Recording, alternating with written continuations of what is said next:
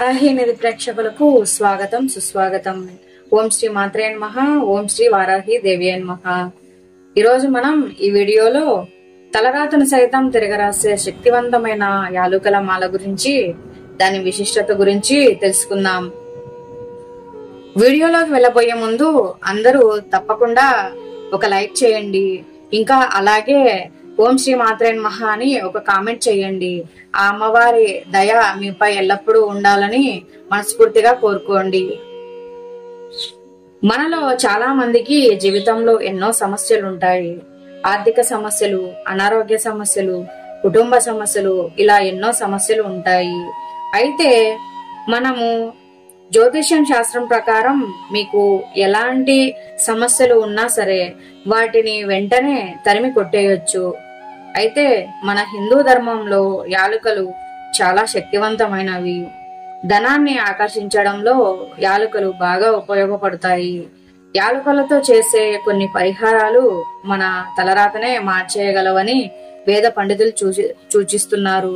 మరి ఇంతటి పవిత్రమైన యాలుకలతో ఎలాంటి పరిహారాలను పాటిస్తే తరతరాలు తరగని ఐశ్వర్యం లభిస్తుందో మనం ఈ వీడియోలో అయితే తెలుసుకుందాం.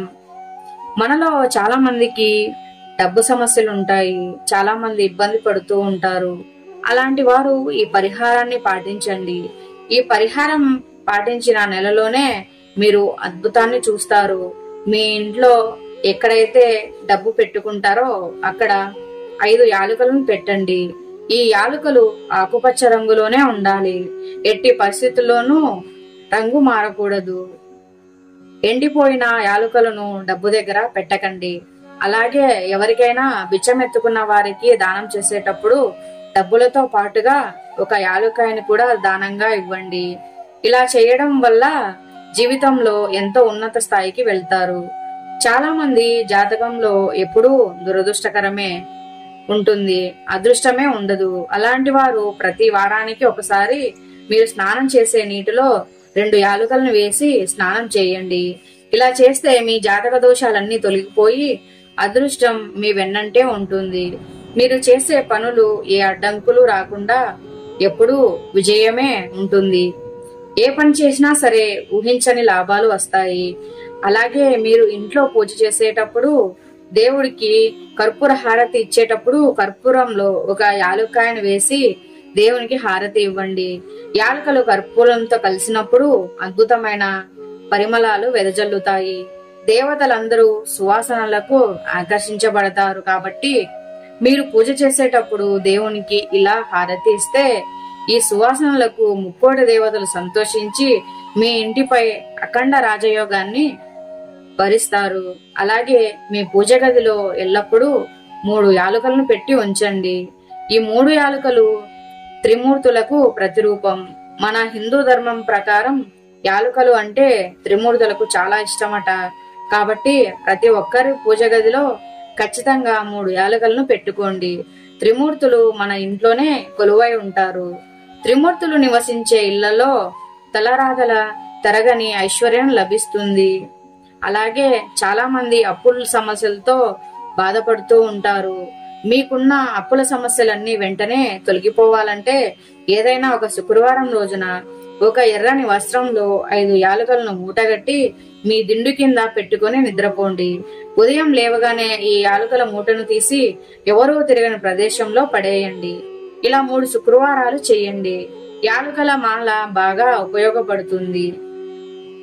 శనివారం రోజున 21 యాలుకలను తీసుకుని ఈ యాలుకలను దారానికి కూర్చి ఒక యాలుకల మాలను తయారు చేయాలి.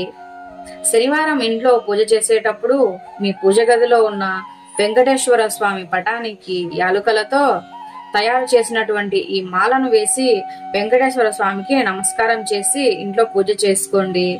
మీ పూజ పూర్తయిన తరువాత ఈ యాలుకల మాలను తీసి మీ భర్త పర్సులో పెట్టండి. లేదా దేవుని దగ్గర పెట్టిన యాలుకల మాలకు వెంకటేశ్వర స్వామి అనుగ్రహం వల్ల చాలా మంచి దైవశక్తి ఉంటుంది. మీ భర్త దగ్గర ఎప్పుడూ ఈ యాలుకల మాల ఉండాలి.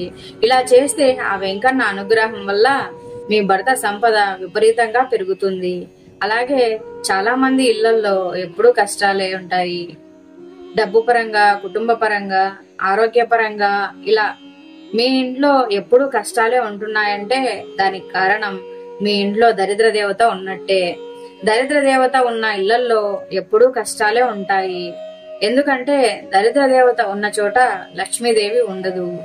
మన ఇంటి నుండి దరిద్ర దేవత వెళ్లిపోతేనే లక్ష్మీదేవి మన ఇంట్లోకి అడుగు పెడుతుంది. కాబట్టి మీ ఇంట్లో ఉన్న దుష్టశక్తులన్నీ తొలగిపోయి లక్ష్మీదేవి వెంటనే మీ ఇంట్లోకి అడుగు పెట్టాలంటే శుక్రవారం రోజున ఒక శక్తివంతమైన దీపాన్ని మీ ఇంటి ముందు వెలిగిస్తే చాలు. ఆ దీపం వెలుగు వల్ల లక్ష్మీదేవి వెంటనే మీ ఇంట్లోకి అడుగు పెడుతుంది.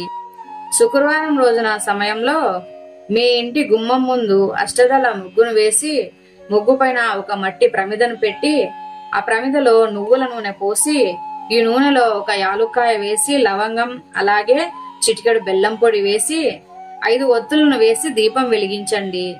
ఈ దీపాన్ని అమ్మవారి స్వరూపంగా భావించి నమస్కారం చేసుకోండి. ఈ దీపాన్ని శుక్రవారం రోజున మాత్రమే వెలిగించాలి. ఈ దీపం వెలిగించిన వెంటనే లక్ష్మీదేవి మీ ఇంట్లోకి అడుగు పెడుతుంది.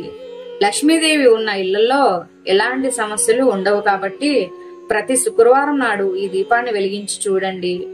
ఊహించని మార్పును మీరే గమనిస్తారు.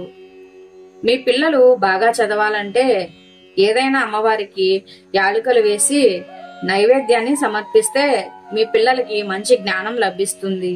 తెలివితేటలు పెరిగి గొప్ప స్థాయికి వెళ్తారు. మన హిందూ ధర్మంలో రావి చెట్టును ఎంతో పవిత్రంగా భావించి పూజిస్తూ ఉంటారు.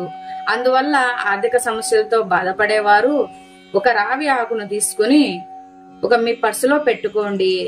ఇలా చేస్తే అనుకున్న డబ్బు సమస్యలన్నీ తీరిపోయి మీ ఇంటికి లక్ష్మీ కటాక్షం కలగాలన్నా సిరి సంపదలు కలగాలన్నా ప్రతి శుక్రవారం రోజున మీ గడపలకు పసుపు రాసి కుంకుమ బొట్లతో అలంకరించాలి. పచ్చగా ఉన్న ఇంట్లోకి లక్ష్మీదేవి వెంటనే అడుగు పెడుతుంది.